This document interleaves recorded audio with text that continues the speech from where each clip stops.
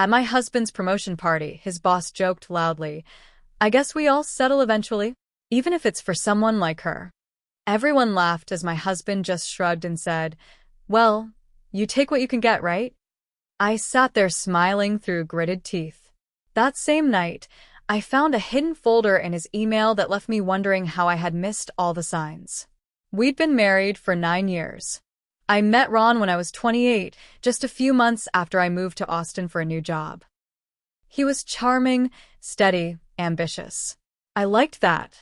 After dating a year, we got married in a courthouse ceremony. Nothing big. We both said we didn't need a fancy wedding to prove anything. I supported him through everything. When his first job didn't work out, when he went back to school at night, when we were scraping by, I cut coupons and worked extra hours. He always said, "One day, it'll pay off." For both of us. I believed him. Fast forward to now. He's got a corner office, a shiny new title, and a firm that practically worships him. And me? I do bookkeeping for a local church. I was never ashamed of that. I thought we were a team. That night, the firm threw him a party at his boss's house, a big place up in the hills, with a pool and one of those outdoor kitchens. The kind of place where people talk more with their eyebrows than their mouths. I dressed nice. Blue dress, simple heels. He said I looked fine, barely glancing at me. I brushed it off. He'd been stressed. That's what I told myself. When we got there, it was the usual small talk, handshakes, half smiles. I stood by Ron's side, smiled when I had to, laughed when I was supposed to. Then Craig, his boss, made a toast. He stood on the edge of the pool, glass raised, everyone quieting down. I was holding my wine, standing right next to Ron. Craig smiled that smug, fake smile and said, "To Ron, congrats on the promotion. May you keep climbing the ladder. And may we all learn to settle eventually, even if it's for someone like her." There was a pause. Then laughter. Real laughter. Not just from Craig. From the others too. People I'd shaken hands with 15 minutes earlier. I looked at Ron. He didn't defend me. He didn't look shocked or insulted. He just smirked and said, "Well, you take what you can get, right?" They laughed harder. I smiled. But something inside me twisted. I felt sick, like the ground under me had shifted. We didn't talk about it on the drive home. He didn't apologize. Didn't even bring it up. He turned on sports radio like nothing had happened. I said I was tired. Went straight to bed. I didn't sleep. At 1:30 a.m., I got up. I didn't know what I was looking for, but I knew something wasn't right. I walked down the hall to his office. The light on his laptop was still on. He always left it open. I sat down and opened his email. There was a folder labeled admin stuff. I opened it. Inside were dozens of emails. They weren't work-related. They were from women. 2, mainly. Chloe and Taryn.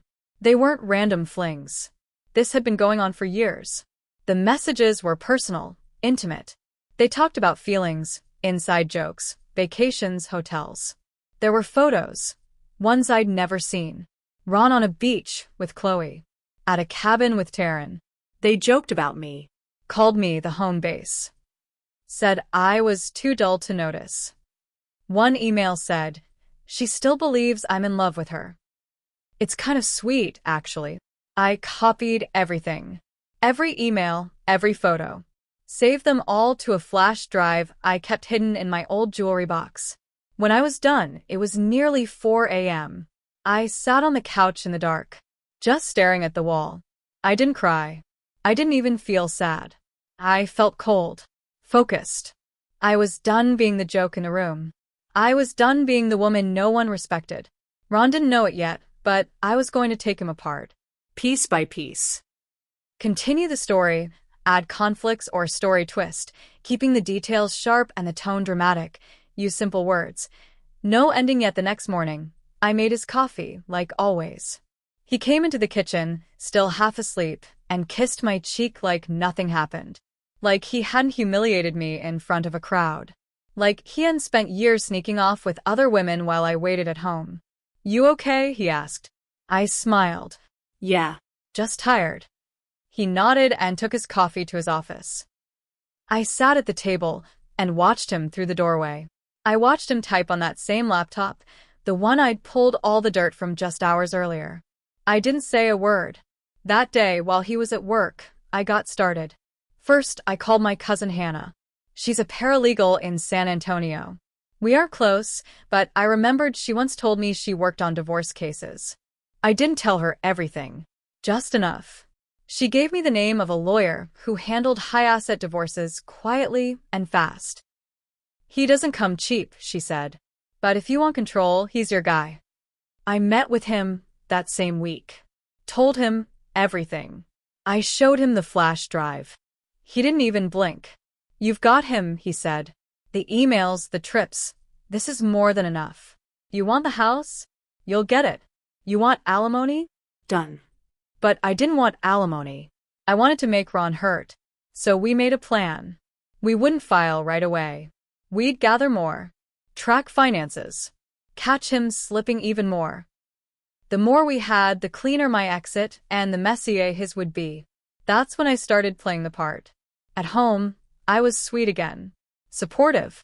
I asked about his day. Made his favorite meals. I even acted like I'd forgotten all about the party. About Craig's joke. About the way he laughed along. Ron must have thought I'd moved on. Meanwhile, I was tracking everything. I installed a keylogger on his computer.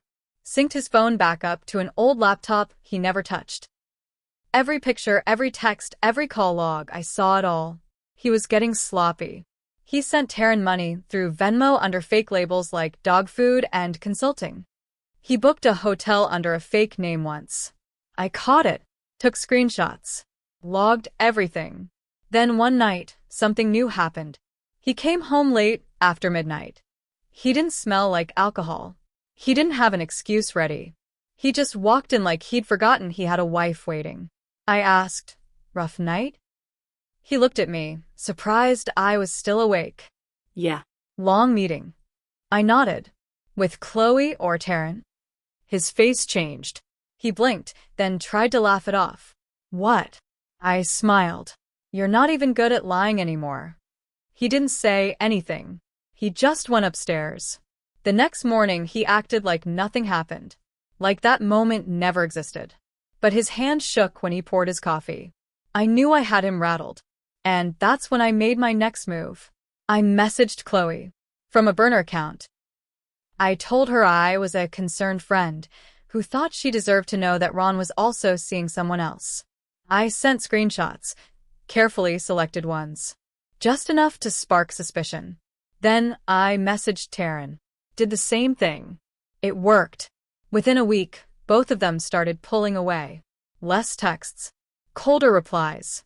One even threatened to go to HR at his company. Turns out she was technically a contractor under his firm. I smiled every time I saw a message pop up with his name and the words, "We need to talk." But I wasn't done. Not even close. Because then, I set my sights on Craig, his smug, loudmouth boss who started it all. I started digging into the company. Tax records. Employee complaints. Lawsuits. And guess what? Craig had his own little secrets. And I knew exactly how to use them. Add more story twist, but still keep the details consistent. No ending yet. Craig had always rubbed me the wrong way, but after the party, I couldn't stop thinking about him. The way he looked at me, like I didn't belong. Like I was some piece of trash Ron dragged in off the street. That smug laugh. That stupid joke. That awful smirk. I wasn't going to let that pass. While Ron was busy juggling his crumbling affairs, I kept digging. I reached out to a woman I remembered from a past firm event. Tamika. She worked in HR at Ron's company. We'd had a conversation once about dogs. Nothing major, but I figured it was enough of a connection to message her on Facebook. I didn't come in hot. I asked how she was, mentioned we'd met, said I hoped the company was treating her well. She responded quickly. Friendly. I steered the conversation until I could ask, "Hey, just between us, is Craig always like that?" She hesitated, then said, "Worse, honestly." She told me things, lots of things. About complaints that went nowhere. about hush-hush settlements, about special dinners with younger female employees that somehow led to promotions. It was worse than I thought. Craig wasn't just a creep. He was a walking lawsuit waiting to happen. I asked her, very carefully, if there were documents, anything in writing. She said there were, but she couldn't send them, unless someone subpoenaed them. I didn't say much, just thanked her. But in my head, wheels were turning. If Craig went down, Ron went with him. Their names were tied to the same projects, same decisions, same cover-ups. I told my lawyer. He looked at the messages, thought it over, then said, if this is real, we could use it, either in court or as leverage. I liked the sound of that. Then, right when I thought things were finally under my control, something happened I didn't see coming. Ron came home early one Friday. I was in the middle of copying new emails off his phone when the door slammed. He stormed into the kitchen. Did you message Chloe and Taryn? I didn't flinch. Why would I do that? He slammed his hand on the counter. Don't lie to me, Claire. They both said they got screenshots from some anonymous account. That's you, right? I stared at him. So you admit you were seeing them? He froze. For the first time in years, I saw fear in his eyes. Claire, he said, quieter now. This doesn't have to get ugly. I leaned in. Oh, Ron, it already is. He stormed out. I didn't follow. That night, I got a call from an unknown number. I let it go to voicemail. It was Taryn. Look, I don't know what game you're playing, she said. But you should be careful. Ron's not as dumb as you think. And Craig? He doesn't play nice. Just a heads up. That voicemail was when it hit me. They were protecting each other. Even now. Craig, Ron, Taryn. Whatever I'd stepped into, it was deeper than cheating and office gossip. And if I was going to destroy them, I'd have to go further than I'd ever planned. That night, I couldn't sleep again. My chest was tight, my mind racing. Not because I was afraid, because I was angry. More than I'd ever been in my life. Ron and Craig were hiding something. Something bigger than affairs and jokes at my expense. Taryn's warning hadn't scared me. It made me curious. So the next day, I did something I never thought I'd do. I followed Ron. He said he was meeting a client for lunch downtown. I told him to have a good meeting, kissed his cheek like a good little wife. Then I waited 10 minutes, grabbed my keys, and followed him. He wasn't hard to track. He always parked in the same garage on 5th. I saw him meet up with someone. Not Taryn. Not Chloe. a man. Well-dressed, short haircut, looked government. They didn't go into a restaurant. They went into a small office suite above a pawn shop. I wrote down the address, took pictures, waited a full hour before he came out. No takeout, no receipts, no paper trail. Something wasn't right. That night, I called Hannah again. I told her about the meeting. She said the address sounded familiar. Turned out, that office belonged to a company called Seabrook Solutions, a shell company used for consulting. But not regular consulting. Political consulting. With real estate deals on the side. And the man Ron met with? Used to work for the zoning commission. That's when it clicked. This wasn't just cheating. This was fraud. Ron was working dirty real estate deals with Craig. Buying land, bribing officials, flipping it through shell companies before city projects got announced. Inside info. Illegal money. That's why Craig had so much power. Why Ron kept getting promoted. Why they acted like nothing could touch them. They thought they were too smart to get caught. I knew then this had to go beyond divorce. This had to be exposed. So I dug even deeper. And I wasn't alone. Tamika, my quiet HR source, came back with more. She gave me a name. Rachel, a former employee who was fired after she rejected Craig's advances. Rachel now worked for a local journalist, someone who had a reputation for chasing crooked developers. I met with them both in a diner on the edge of town. I didn't give my real name at first. Just showed them what I had. Emails, financial logs, messages, trip receipts, zoning maps, everything. Their eyes lit up like I'd handed them gold. Rachel said, "This is enough to open an investigation." Maybe even federal. I nodded.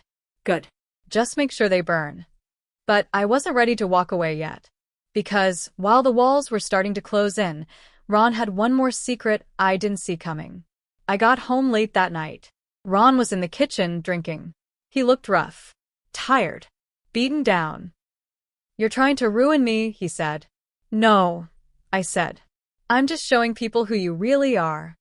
He laughed, bitter and low. "You think you've got it all figured out? You don't know half of it." And then he told me. Craig hadn't just pulled Ron into shady deals. He'd forced him into it. Years ago, when Ron first joined the firm, he signed something. A contract tied to a bonus program. Buried in legal jargon were clauses that made him liable for decisions made under Craig's leadership. Craig had leverage on all of them. Ron couldn't walk away. Couldn't even blow the whistle without sinking himself. "He owns me," Ron said, eyes hollow. "And now he'll come for you too." I stood there, processing it. Then I asked, "Is that a threat?" Ron looked up. "It's a warning." I didn't reply. I just walked away. Because if Craig thought he owned everything, Ron, the company, the women he cornered, then he was about to learn what it felt like to lose everything. And I was going to be the one to make sure of it. Continue up to the ending. Ending must be very dramatic, vengeful endings who made mistakes, including OP if applicable. Use simple words. I spent the next 2 weeks working every angle I had. I stayed quiet at home. Let Ron think I was backing off. But behind the scenes, I was passing files, setting up interviews, and watching the walls close in on him, and Craig. Rachel and the journalist dug deeper. They found ties to old zoning decisions, properties that were flipped for triple their worth days before public announcements. It went back 5 years. Maybe more. Ron kept drinking. Craig stopped returning his calls. Taryn and Chloe had both blocked him. I started sleeping in the guest room. He didn't ask why. Then it happened. On a Thursday morning, Ron left for work like usual. By noon, the story broke. Corruption and cover UPS in Austin real estate, inside the empire of Craig Mendenhall. The article blew up. It was all over the local news. They named Ron. They named the firm.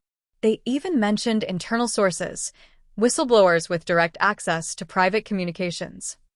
By 3 p.m., the FBI raided Craig's office. Ron didn't come home that night. I later found out he went straight to a lawyer. He tried to flip on Craig, offered to testify to save himself. But it was too late. They had too much. The paper trail was deep. And I made sure of that. 2 days later, he came back to the house.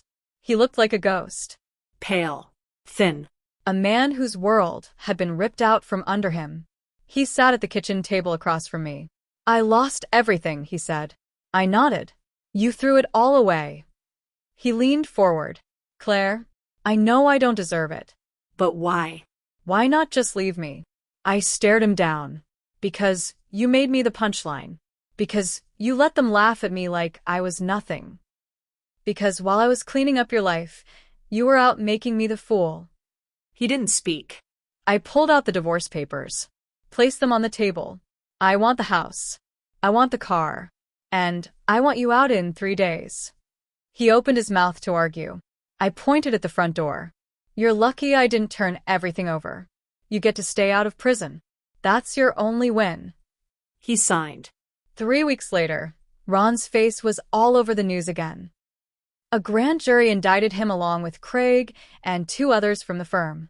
Fraud. Bribery. Racketeering. Craig tried to fight it, claimed he was being framed. But too many people came forward. Tamika. Rachel. Others who had been silenced. They had their day. I watched every second of the trial. Ron took a plea deal. He got 3 years and probation after that. Craig got 10. The firm collapsed. Everyone scattered. Their empire turned to dust. After it was over, I moved. Sold the house, kept the money. Started fresh in a smaller place outside San Marcos. Took a quiet job in a community office. Nothing fancy. People ask me if I miss him. No. But I remember. I remember how they laughed. I remember that toast. I remember being the quiet wife in the corner. Never again. Sometimes revenge isn't loud. It's quiet, careful, patient. And when it lands, it doesn't just hurt. It destroys.